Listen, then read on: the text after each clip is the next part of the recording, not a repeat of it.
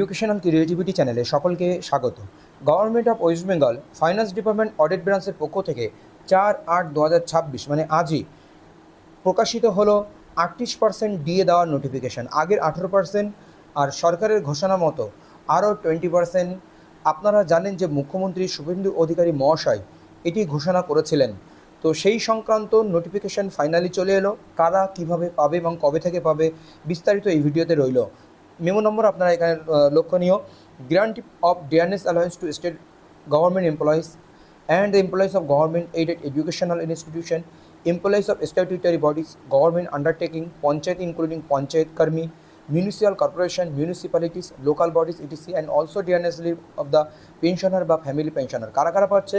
Government aid educational institution, government aid employees state statutory bodies, government undertaking panchayat including panchayat কর্মী, municipal corporation, municipal local bodies, এবং তাদের জন্য DA ঘোষণা হলো বা ঘোষণা হচ্ছে, ফাইনালি নোটিফিকেশন এলো। The question of enhancement of on dearness allowance in respect of government employees, the teaching and non teaching staff employees, এবং কারা কারা পাবে তাদের কথা বলা হলে এখানে টিচিং এবং নন টিচিং স্টাফের কথাও স্পষ্টভাবে পরিলক্ষিত। আগে বিভিন্ন জায়গায় যে সরকারের যে আগের সরকার যে সুপ্রিম কোর্টের রায়কে অমান্য করেছিল এবং সুপ্রিম কোর্টের রায় অনুযায়ী সরকারি কর্মচারীদের কিছু ডিএ দিলেও গ্রান্ট ইন এই টিচিং নন টিচিং স্টাফদের সেই বকেয়া ডিএ দেননি। তো এখানে স্পষ্টভাবে পরিলক্ষিত যে এই ডিএ তো তারা অবশ্যই পাবেন। 2 নম্বর, dearness relief on the pension family pension has been under consideration of the government for some time past. তো যারা ডিয়ারনেস রিলিজ বা ডিআর বা পেনশন অফ ফ্যামিলি পেনশনার আছে তাদের কথাও এখানে উল্লেখ করা হচ্ছে। After careful consideration, the government has been pleased to decide the following.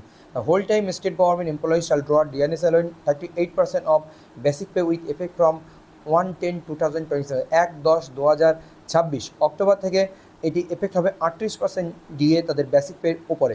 The calculation of DNS allowance shall be made taking into account the revise basic pay and NPA, যে revise basic pay আছে সেটার উপরে এটা কিন্তু হিসাব হবে। If any but it shall not include any other type of pay, অন্য কোনো পের সঙ্গে এটি কোনো ইনক্লুড হবে না। বেসিক পে যেটি রয়েছে তার 38% উপরে হিসাব হবে, আর অন্য কোনো পে বেসিক পের সঙ্গে অ্যাড হয়ে এটা হিসাব হবে না। কারণ আপনারা বেসিক পের সঙ্গে ডি অ্যাড হয়, তারপরে এইচআরে অ্যাড হয়। তো এখানে যেটা বোঝাতে চাইছে বেসিক পের উপরে 38%, এখানে এইচআরে যুক্ত হয়ে 38% হিসাব হবে না, বা যেটি গ্রোস রয়েছে তার উপরে 38% হবে না, আপনার যে বেসিক পে সেটার উপরে হিসাব হবে। এটা অনেকে গুলিয়ে ফেলে। 2 নম্বর, the DNS allowance as sanction on above the respect of the state government employees shall be admissible to the teaching and non teaching employees of government, এবং কাদের কাদের দেওয়া হবে সেটা এখানে আবারও পরিলক্ষিত হচ্ছে। The respective administrative department May sanction the benefit of the DNS allowance 38% of revised basic pay with effect from 1/10/2026 to the employees under the control without making any further reference to Group P2 of the department।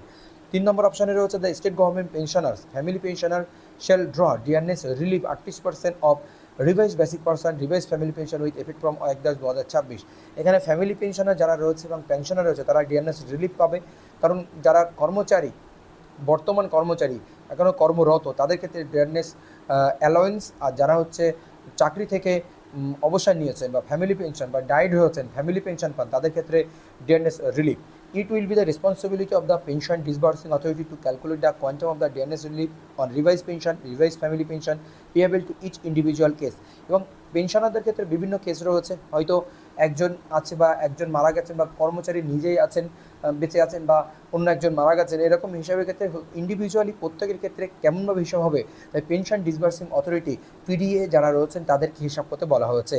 C, for the purpose of payment of dearness relief sanction hearing the principal account general এই West Bengal will issue authority to the public sector banks in Kolkata and the account of general of the states। যে dearness relief দেওয়ার ক্ষেত্রে যে account যারা holding করে তাদের ক্ষেত্রে inform করতে কথা বলা হচ্ছে পেমেন্টটা।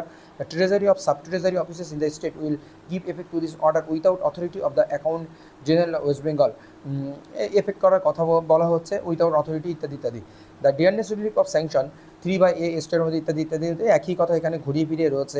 5 নম্বর পয়েন্টে রয়েছে the rate of the dearness allowance in respect of the employees mention in প্যারা 1 above who are drawing pay in the pre-revised pay structure as per recommendation of 5 pay commission shall be enhanced from 1.71% to 2.23% with effect from 1/10/2026। তো এখানে যে জিনিসটা বলা হচ্ছে যে প্যারা 1 নম্বরে যে সমস্ত এমপ্লয়ীদের কথা বলা হচ্ছে তারা drawing pay pre revise pay structure, যে প্রি রিভাইজ পে স্ট্রাকচার রয়েছে 5 পে কমিশন রিকমেন্ডেশন রয়েছে 5 পে কমিশনে, সেটা 171% রয়েছে।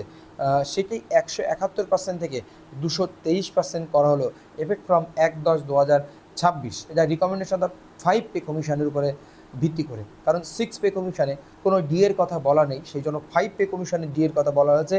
সেখান থেকে একটা হিসাব করে ধরা হয়েছে, যেখানে 171% ছিল, যেটি 223% হিসাবে ধরা হচ্ছে, কারণ 6 পে কমিশনে ডিএর কথা উল্লেখ নেই, সেটা আপনারা ভালো রকমভাবে জানেন। The pensioner family pensioner still drawing pre-revised pension family pensioner as per ROPA 2009 will get dearness relief 2 to 3% with effect from the 1/10/2026 till their pension family pension is revised। তো ফ্যামিলি পেনশন রিভাইজ হবে তাদের ক্ষেত্রে 2 to 3%। The dearness allowance বা dearness relief sanction hearing shall be rounded off to the nearest rupee in the each, এবং ডিয়ারনেসটা rounded হয়ে যাবে। ধরুন একটা জায়গায় গিয়ে থামলো, সেটা রাউন্ডেড হয়ে যেটা আমার লেভেল আর সেলের সঙ্গে মিলবে সেখানে গিয়ে দাঁড়াবে, ইত্যাদি ইত্যাদি। এই সমস্ত বিষয়গুলো বলা হয়েছে, আন্ডারটেকিং রয়েছে। There will be further ad hoc increase in the daily rate of the wages is 110 rupees on 110 only with effect from 1/10/2026 for the daily rated workers under government whose wages are not regulated by the Institute Provision Minimum Wages Act।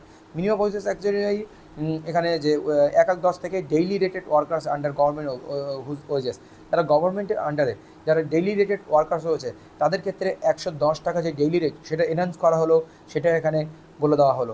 ধন্যবাদ। এই হচ্ছে update DA সংক্রান্ত।